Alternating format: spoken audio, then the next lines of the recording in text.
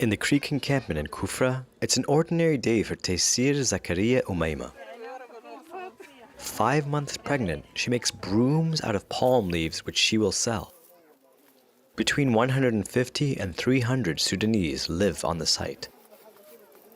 The idea of this project to make brooms came to me while we were picking up litter from the ground. An older lady came to me with palm leaves in hand. She showed us how to turn them into brooms to clean more effectively.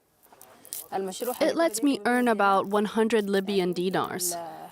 In Sudan, my living conditions were good, but after I had to leave and rebuild everything here. So I told myself, I'll do this little project. In her hut, she also prepares bags of nuts and spices. For the former social worker, this type of work provides an extra income for her and her husband, a day worker in the city.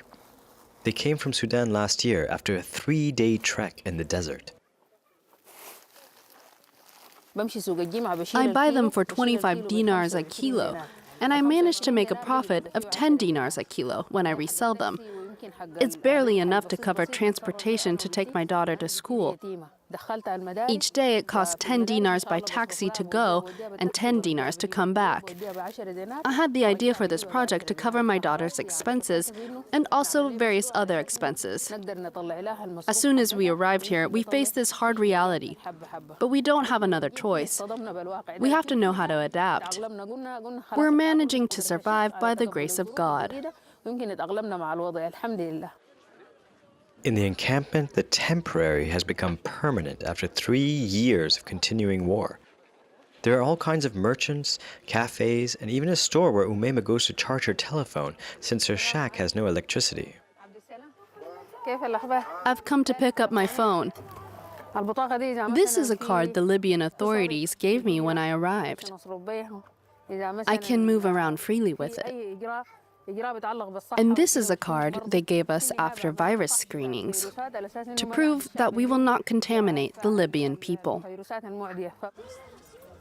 With the influx of Sudanese refugees these last 3 years, authorities in eastern Libya set up a system. When they arrive, they must test negative for HIV, hepatitis, and tuberculosis in order to be housed and work. They have access to healthcare thanks to international NGOs like in this clinic. One of the problems we have is that there are many pregnant women in the camps.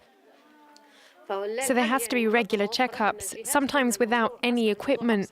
We have just received a portable ultrasound device, which now lets us go out for rural checkups. But everything else remains complicated, and we are missing contraceptives for women in certain regions. International Medical Corps, one of the only NGOs still active in the area, saw its finances collapse after US President Donald Trump cut aid programs. The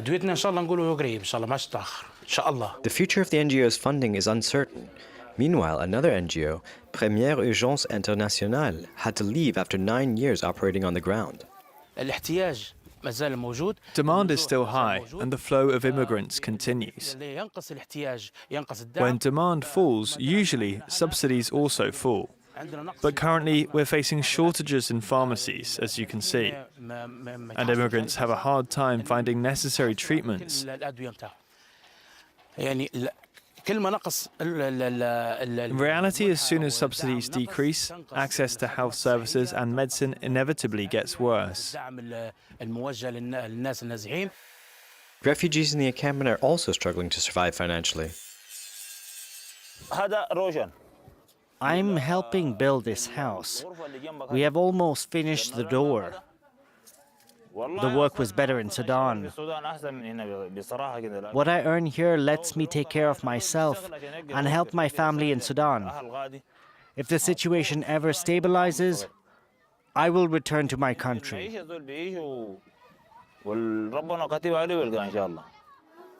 But others, like 30-year-old Hassan, have to make do with distributed aid. His house was struck by bombs in 2025. After a month recovering in hospital, he fled to Libya.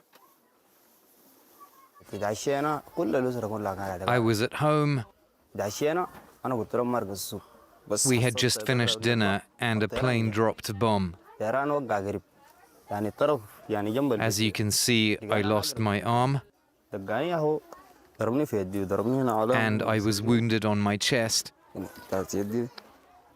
and my leg. Today is hard for him to find work. I can't really lift anything, so manual labor is difficult. But I would like to find a job. Those looking for work leave the camp for the town's main roundabout. Each morning, Libyans come to recruit day laborers. 22-year-old Faris waits with his friends. He lives downtown and has to pay for rent and food. I work during the day and I can do everything.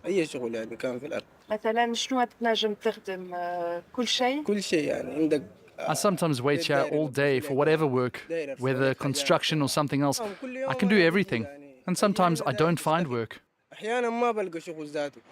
A few minutes after our interview, a Libyan stops to offer him some work. I'm happy I found work for the day. I'm going to unload bricks from a truck. The thousands of Sudanese refugees in Kufra are trying to recreate the semblance of ordinary life between the town and the 8 encampments, despite their precarious situation.